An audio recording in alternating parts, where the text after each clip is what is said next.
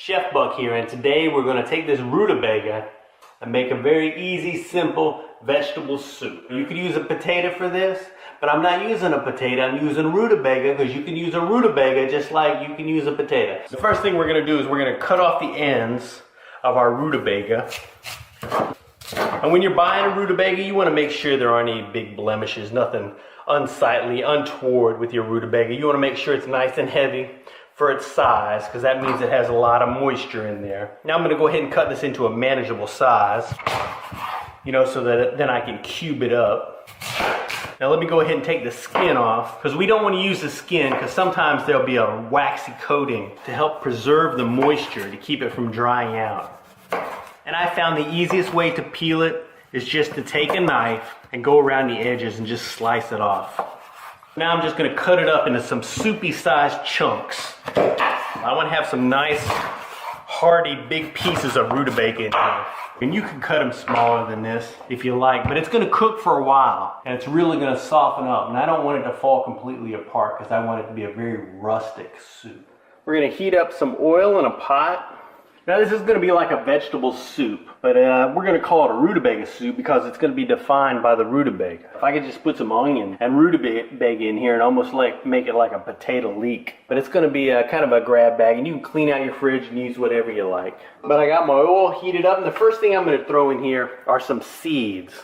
Because seeds add a lot of flavor, so if you're not used to cooking with seeds, give them a go. I got some fennel seeds and a little cumin seeds in here. And your seeds should start cooking straight away. We're just going to give these here a moment by themselves. Then I'm going to add in some garlic. I got a lot of garlic here. But we're going to add a lot of flavor to this dish. Because it's soup, you want your soup to have a lot of flavor.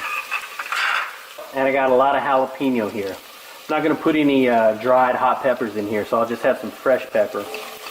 Lots of onion.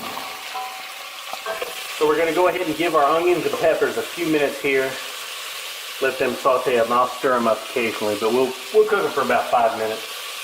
Alrighty, so we've had our onions sauteing up here for a few minutes, and they're starting to soften up. So I'm going to go ahead and throw a lot of seasoning in here, a lot of flavor. Now you can put whatever seasoning you like in here, but I've got a potpourri of flavors, and I'm using a whole bunch of them. I'm going to go ahead and throw in some carrot, boom, a little bit of celery. I got this pot already filled up, almost a third of the way full. But now I'm going to go ahead and add my rutabaga in here. And this is an awful lot. So that's why we're calling it rutabaga soup. Well, look at all that.